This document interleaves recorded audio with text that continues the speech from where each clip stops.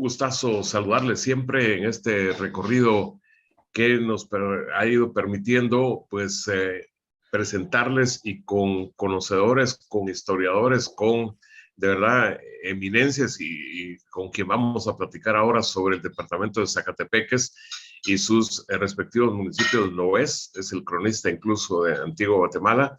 Me refiero, licenciado, que es Carlos Enrique Verdugo Samayoa. Es un honor realmente poder platicar con él y que a través de su sapiencia y su conocimiento estaba revisando su CV y si realmente lo pasáramos, ocupamos todo el espacio de la charla, porque entre la docencia, los reconocimientos, los libros, bueno, una cosa impresionante. Como diría el licenciado, los gringos, pero yo soy chaví, pero le digo, porque hay gringos en Antigua por montones. Congratulations por esa hoja de vida tan frondosa, tan variada y tan sólida. Bueno, arranquemos por ser físicamente el departamento de Zacatepec es realmente lo más pequeño que hay entre los 22 del país. Se le compara, por ejemplo, con Petén y no tan lejos de propio Chimaltenango, de Toto, de Sololá. Pero muy enriquecedor. Le cuento que yo estuve precisamente hace un par de días en San Miguel Dueñas, que considero es una especie de meca de la flor Pascua y cafés impresionantes, etcétera. Pero usted es el que conoce como la palma de sus manos, pues todo lo que representa ese recorrido en territorio pequeño, pero que nos ofrece tanto, y no digamos Antigua Guatemala, que yo creo que tendríamos que usar un espacio específico para la cabecera departamental. Así que gusto saludarlo. Igualmente, Gustavo, es un gusto saludarle y muchas gracias por la invitación para poder compartir con ustedes estos momentos. Como usted bien dice, Zacatepeques, a pesar de su extensión tan reducida, es uno de los territorios de la República de Guatemala más interesantes que hay. No solamente en el aspecto de su conformación fisiográfica, su paisaje, su cultura, su historia, su tradición. Tiene muchos elementos sumamente interesantes. Podríamos decir que Zacatepec es como un microcosmos de lo que es nuestro país. Un territorio pues sumamente variado, rico, que pues desde sus orígenes tiene una serie de elementos que han ido a lo largo de los siglos, de los milenios, dándole la forma que hoy día tiene. Y eso también ha incidido en el temperamento de sus habitantes. Un departamento enclavado en la meseta central de Guatemala, con una variedad de ecosistemas sumamente interesantes, pues en cuestión de minutos se puede trasladar uno desde un clima tórrido de Boca Costa, en el cañón de Barranca Honda, al pie de los volcanes de Agua y Fuego, hasta un clima extremadamente frío en la cumbre del volcán Acatenango, casi alcanzando los 4.000 metros de altura. Esto hace también que el paisaje esté impregnado de una serie no solamente de colores, también de sonidos, de la presencia de una fauna sumamente singular, y está enclavado en el corredor migratorio continental de las aves, que en esta época también es uno de los atractivos que tiene en la parte natural de este departamento. Y su nombre, Zacatepec, que es una voz náhuatl, que era la que tenían los aliados mexicanos de Alvarado cuando llega a estas tierras, le llaman así, que significa el Cerro del Zacate. La mayoría de las geonimias de nuestro país tienen raíz náhuatl, pues el conquistador es el que impone su ley, impone los nuevos nombres. Y en Guatemala cada vez encontremos palabras que terminan con la partícula nango, tepetl, tepeque, tienen esa particularidad de ser mexicanas. Y entonces Zacatepeques es el Cerro del Zacate, el Cerro de la Hierba. Bueno, qué interesante ese esa profundidad de su conocimiento se palpa, pero así de entrada al escucharle, y queda uno, como diría mi abuelita materna, queda uno arrobado ahí y pendiente de lo que está absorbiendo, porque yo sí aplico aquello que cada día se aprende. Y por cierto que tengo en el fondo del álbum fotográfico de Carlos Enrique Verdugo Samayoa, que se lo voy a prestar ahí, pero me quede de fondo justo, que es desde una de las obras insignes de la cabecera hacia otra, que es la catedral. Bueno, dentro de lo que yo le decía en la introducción, me dijeron también ahí, y estaremos en concordancia, se le dice al equipo de Antigua, que es me imagino que usted estará muy contento ahí de los éxitos del equipo de Antigua ahí, primer lugar de la fase de clasificación del torneo, que ahí en Dueñas, pues también prevalece mucho y hay una gran diversidad de aguacates, que como los aguacateros se le conoce a los pasadores, incluso tienen su mascota precisamente con esa fruta que es deliciosa. Eso sí. Efectivamente, el equipo de fútbol adoptó la fruta del aguacate como su mascota, como una iniciativa de un antigüeño, Edelmiro Morales, que hizo la caricatura, la propuso al equipo en un concurso y ahí ganó. El nombre Panza Verde tiene una raíz un poco más profunda, porque el aguacate es relativamente reciente. Cuando la ciudad devastada en el siglo XVIII por los terremotos de 773, hubo un periodo en el cual el presidente de la audiencia, para obligar a que la población se trasladase al sitio de la ermita donde se estaba edificando la nueva Guatemala de la Asunción, emitió un auto donde declaró suelo proscrito a la ciudad. Colocaron piquetes de soldados en los puntos de ingreso para que no hubiera comercio, no ingresaran alimentos, con la intención de que la gente abandonara. Afortunadamente no logró su cometido. Este sitio se prolongó hasta 1799. Y durante este tiempo surgía la interrogante, tanto en el Valle de la Ermita como en otras poblaciones circundantes, y los que se quedaron en la arruinada ciudad, porque era prohibido llamarla por su nombre, ¿qué comen? ¿De qué se alimentan? Ya no llega carne, ya no llega trigo, ya no llegan granos. ¿De qué se estarán alimentando? Los cambios de las guarniciones militares preguntaban, le decían, comen monte.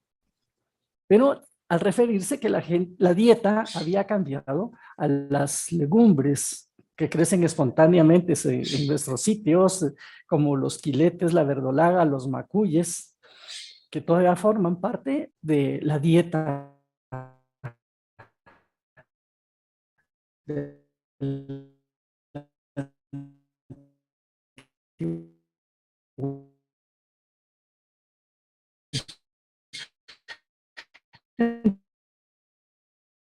antigüeño, que se opusieron a que la ciudad muriera y que la rescataron. Panza Verde es un motivo de orgullo. Posteriormente, el aguacate se desarrolló como un cultivo muy intenso hasta el día de hoy, gracias al aporte de importantes botánicos, el doctor Haas, el doctor Wilson Popenoe, que lo estudiaron y crearon estas variedades que hoy día se cultivan y se exportan fuera de Guatemala, y se ha transformado en uno de los emblemas, ya no solo de la Antigua, sino de todo el departamento. Y San Miguel Dueñas, pues, usted bien decía, es un municipio sumamente singular. En esta época se viste de rojo, con todas las variedades de la flor de Pascua que se desarrollan. Que la flor de Pascua tiene una característica muy singular. Sus orígenes son mesoamericanos y el Valle de Panchoy es una de sus cunas. Todavía rodean a nuestras poblaciones. En los meses de septiembre y octubre se pueden ver arbustos silvestres de Pascua floreciendo. No son tan espectaculares como las que vamos a ir a ver a los viveros, pero ahí está el germen de donde surge esta planta, que se va a adaptar a la tradición navideña en el siglo XVII como parte de un proceso que vive la ciudad con la presencia del Santo Hermano Pedro, al impulsar la elaboración de los nacimientos en las casas de los vecinos, y también cuando él inventa el novenario de las posadas, que nacen en la antigua Guatemala. Fantástico. Fíjese que escuchándolo, ya estoy, como digo yo, en términos populares, craneando algo y se lo voy a proponer a ver si dentro de una sección que nosotros hacemos periódicamente personajes, podemos tener a Carlos Enrique Verdugo Saboeo como uno de esos personajes y entrarle a enriquecernos más con todo su conocimiento.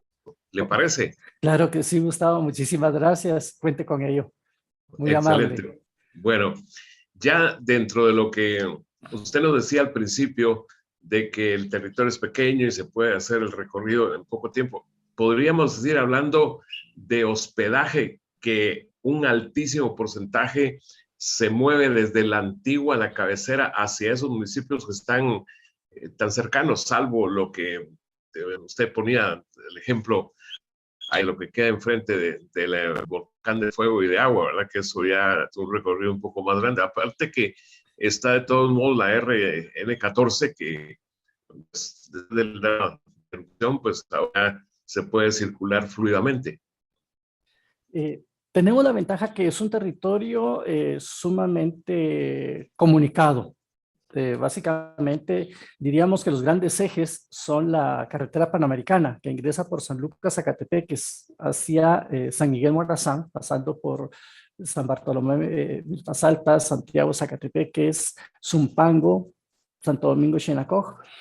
De ahí se derivan otras dos vías muy importantes que van transversales hacia la carretera del Pacífico, como son la RN10, que de San Lucas baja a la Antigua, y luego se prolonga hacia Santa María de Jesús y Palín, y la RN14, que viene de San Miguel Morazán, pasando por Pastores, Jocotenango, La Antigua, Ciudad Vieja, toca lateralmente a San Antonio Aguascalientes, Santa Catarina Barahona, San Miguel Dueñas, Alotenango y conduce directamente a Escuintla. Esto nos da una facilidad de comunicación sumamente especial. El sector turístico es sumamente fundamental para la economía de la región. Afortunadamente, en los últimos años se han iniciado una serie de procesos para desconcentrar la carga y el impacto que el turismo ha tenido por décadas sobre la cabecera del departamento.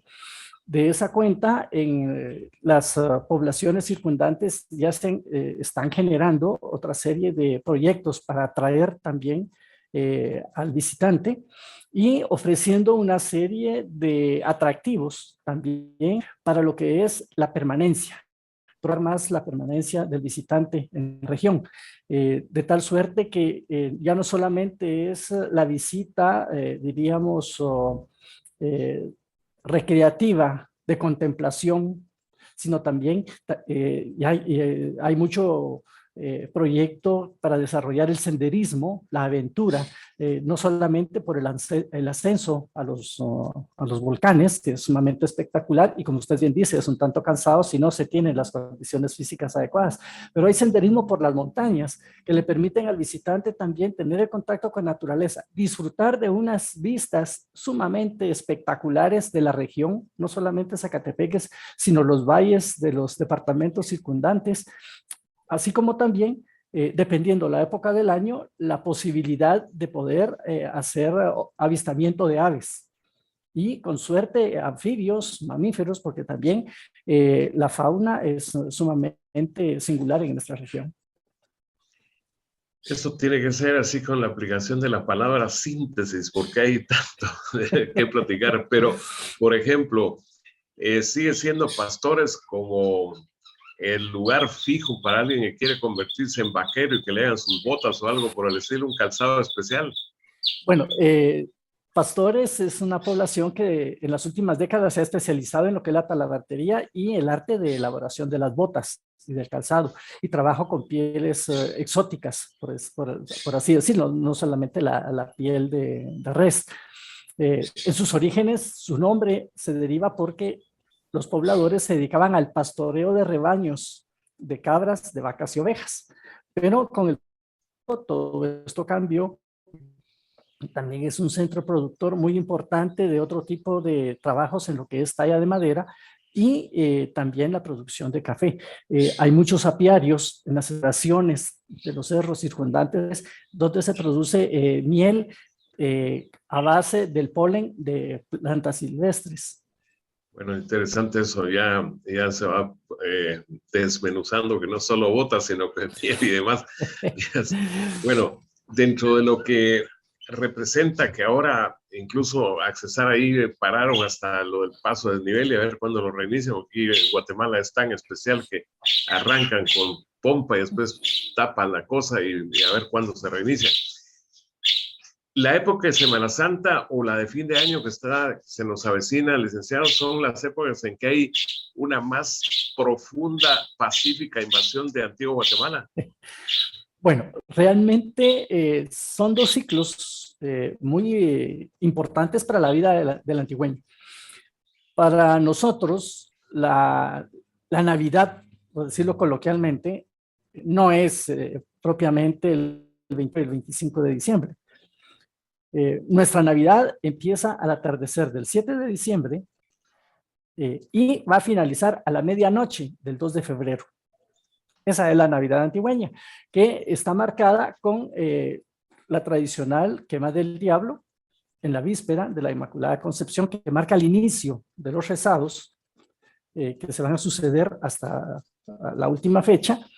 Luego vienen las posadas a partir del día 15, las que salen de los templos, las que se organizan en los barrios, esas inician un día antes, el día 14. Luego, a lo largo del mes, hay una serie de actividades como pues todos se habrán enterado ya por los medios y la ciudad llena de luz, de una magia sumamente especial, porque ese es el espíritu que ella vive. Pareciera una ciudad dormida, introvertida, ausente, pero no, tenía un corazón. Por eso la UNESCO la definió como una ciudad histórica viva, porque es una ciudad que tiene un espíritu, que tiene un alma, que tiene un corazón. Y muchos dicen, pero ¿dónde está? Está en cada uno de los antigüeños. Es lo que le da su razón de ser a la ciudad. Si no, pues no tendría ese atractivo que tiene. Luego, como usted bien expresaba, la Cuaresma y Semana Santa es otro momento muy importante donde se expresa mucha de esa emoción de ser bueno dentro de ese concepto que los sociólogos y antropólogos llaman el barroco. En la antigua Guatemala, no, el barroco no se circunscribe a edificios, a plazas, a un trazo urbano. El barroco es un estilo de vida que en pleno siglo XXI está vigente. El antigüeño cultural es apasionado en las finales de los torneos del fútbol. Lo vemos en otra serie de expresiones, es emotivo, y entonces esto se pone de manifiesto durante la época cuaresmal. El paso de los cortejos procesionales es una muestra de ello, y es una situación que se contagia, y ahí año con año el número de visitantes va en aumento. Esto es todo un reto para nuestras autoridades porque no es fácil. Pues, ¿cuál es el fenómeno? ¿Cuál es la razón? Tantas personas converjan en esta ciudad de apenas 2 kilómetros cuadrados.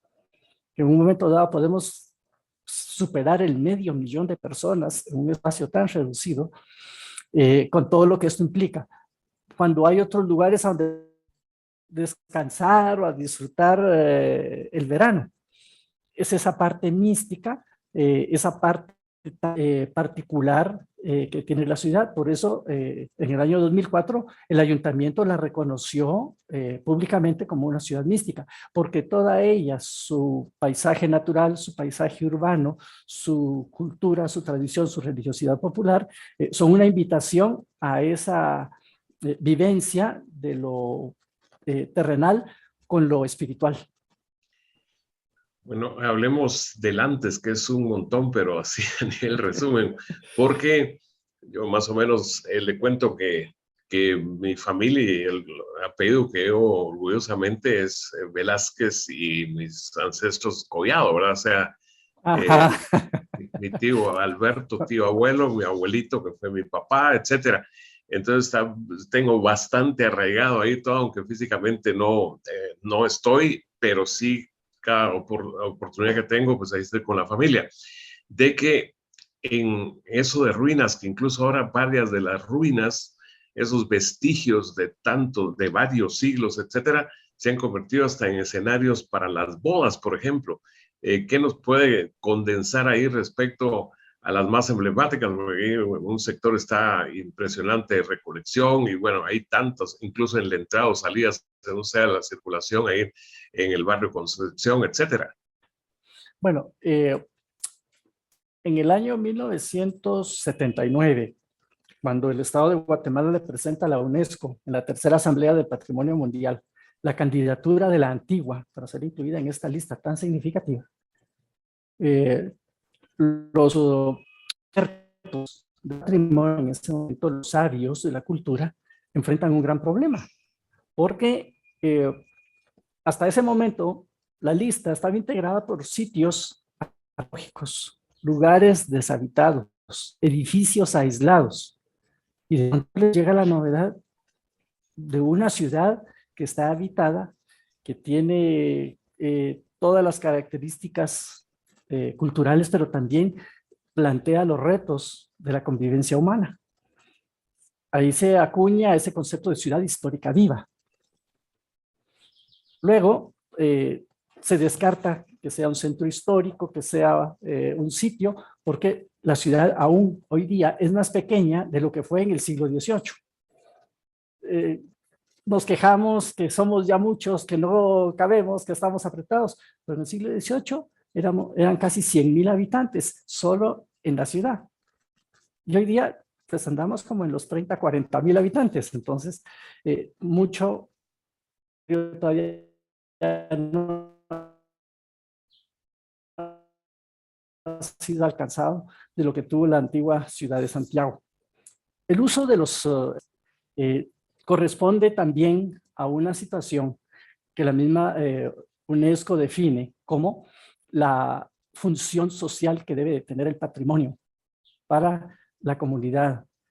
Los portadores de aquel legado cultural que somos los antigüeños, no solamente la contemplación, sino qué beneficio, qué uso social tiene aquellos edificios. Porque también hay algo que es importante para los antigüeños. Anterior a 1972, nuestros patios de juego eran esos edificios. Terminaba uno las tareas a las 4 de la tarde, a las 5 de la tarde, y con los amigos de la cuadra, los amigos del barrio, vamos a jugar a lo que llamábamos las ruinas, a jugar tenta, escondite, chiviricuarta, lo que se nos ocurriera. Eran nuestros patios de juego, esos espacios donde las familias tienen historias, tienen toda una serie de relatos, de aventuras, sobre todo los varones, de hacer cosas, de correr en las cabezas de los muros y las mamás abajo, a qué hora se cae este patojo. Y bueno, nadie bajaba porque sabía lo que iba a suceder cuando llegara a la casa. Una buena reprimenda con los psicólogos de la época, el chicote, el cincho, pero la vida de la ciudad. Lo que se ha tratado, y esto no es exclusivo de la Antigua, porque en todos los lugares que son patrimoniales sucede, es darles ese uso, pero como usted dice, sí, algunas veces pareciera que riñe con nuestras costumbres, pareciera que riñe con la forma de ser. Y la Antigua hoy día enfrenta esa situación, porque el núcleo propiamente antigüeño somos ya muy pocos. Un amigo, pues digo amigo porque creamos una amistad a raíz de un encuentro, el doctor José María Ballester, que en su momento era el presidente de la Comisión Europea para el Patrimonio Cultural, cuando visita la ciudad me dice, mira, yo creo que el problema es que ustedes los antigüeños ya son una especie en extinción, ya son muy pocos. Y porque la Antigua es víctima también de ese éxito que tiene. Atrae, atrapa. Muchas personas vienen a la ciudad a disfrutar un paseo y de pronto los atrapa y se vuelve como una obsesión. No, tengo que regresar, me tengo que quedar, allá tengo que hacer mi vida. Bueno, porque también permite el intercambio cultural, pero también genera algunos conflictos en cuanto a la forma de ver el mundo y de cómo entender la ciudad. Esto es necesario. La ciudad, también recordemos que no solamente tiene una función cultural, histórica, también tiene una gran función económica, porque es la principal receptora de las divisas para la economía de Guatemala por concepto de turismo. Y realmente, como una vez dijo un presidente, don Oscar Berché, en una reunión de gabinete, yo estaba ahí presente, de aquellos gabinetes abiertos que se hacían en la época, y los gobernadores de muchos departamentos reclamaban por qué tanto énfasis en una ciudad tan chiquita, en un departamento tan chiquito, cuando habían problemas más serios en otros lugares.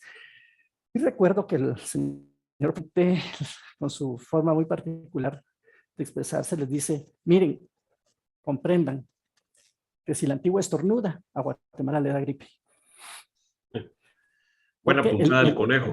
Sí, porque, digamos, y eso se manifiesta en la forma en que la ciudad se maneja.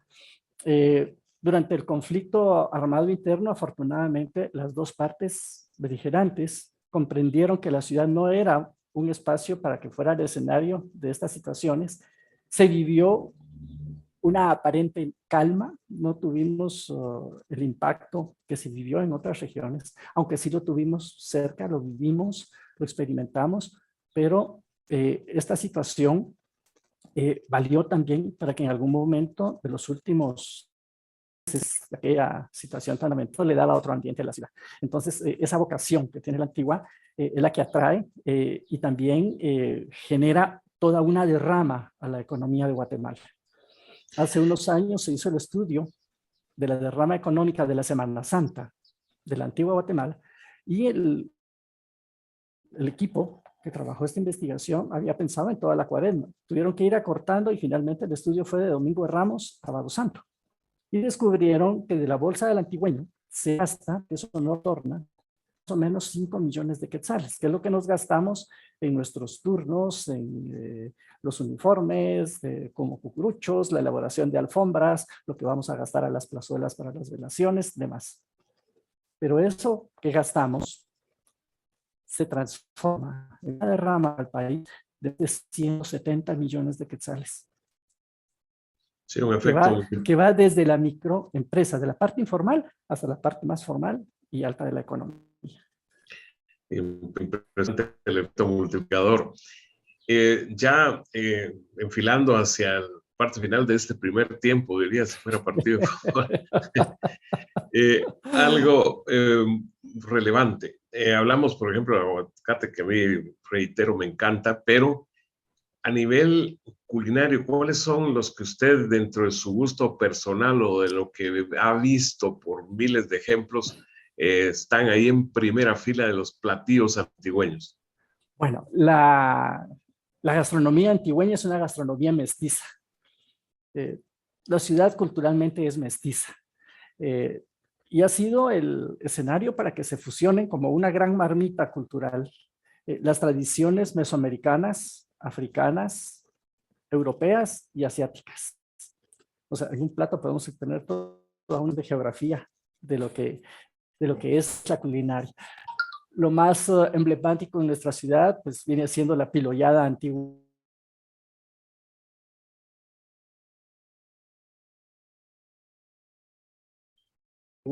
Algunos la comemos fría, tan característico para los días de fiesta, especialmente el pepián de 3 carnes, que lleva res, cerdo y gallina. También están los puliques, los adobos. Hay una gran riqueza donde las guardianas, las poseedoras de estos secretos, son las damas antigüeñas. Una tradición que se traslada de generaciones, de madres a hijas, de abuelas a nietas, y donde las cocinas son esos fantásticos laboratorios donde se pone de manifiesto ese arte tan singular y que también es uno de los elementos que atraen a nuestra ciudad. el tamal del día sábado, que es también otra comida que nos da de este fuerte misticismo y de del mestizaje del Rejón en el municipio de Zumpagua, adosa por el vocablo náhuatl de la hierba. No se sabe su nombre original, pero está datado por el año 2000 antes de Cristo. Entonces podemos decir que el degustar tortillas, tamales, quizá chuchitos, el olor del chocolate, los frijoles, todos estos condimentos, pues desde hace 4000 años inunda el ambiente de nuestra comarca. Pues incluso escuchándolo esos chuchitos, una de las melodías de mi tío Alberto tiene que ver con ese producto. Chuchitos calientes. Justamente, chuchitos calientes, justamente. Bueno, dentro de lo que es consejo del cronista de la ciudad, al margen de que se pueda ver completa, pero a veces no creo que haya, digamos, aquello de hacer la desmenuzada de cada lugar. Si usted fuera el guía de la gente que nos está captando, ¿qué es lo que usted les sugeriría como imperdible al llegar a la antigua Guatemala y después a algo también especial de los municipios que están tan cercanos? Bien, realmente la antigua Guatemala, para llegar a conocer, tiene que ser a lo largo de varias visitas. En una sola es sumamente complicado. Mi primer consejo es caminarla, palparla, sentirla. Es cierto, las piedras a veces son incómodas, pero esa es parte de la experiencia de lo que se vive. Es una ciudad para ser caminada. Y según la hora del día, son los matices que tiene la calle, los monumentos, el paisaje. Luego les diría partir desde el corazón de la ciudad, de la Plaza Mayor. Esta plaza que tiene un profundo significado, porque no es solamente la plaza de la antigua Guatemala. En su momento era el corazón del reino de Guatemala, la patria grande, Centroamérica. No hay otro lugar con esa carga de simbolismo tan fuerte.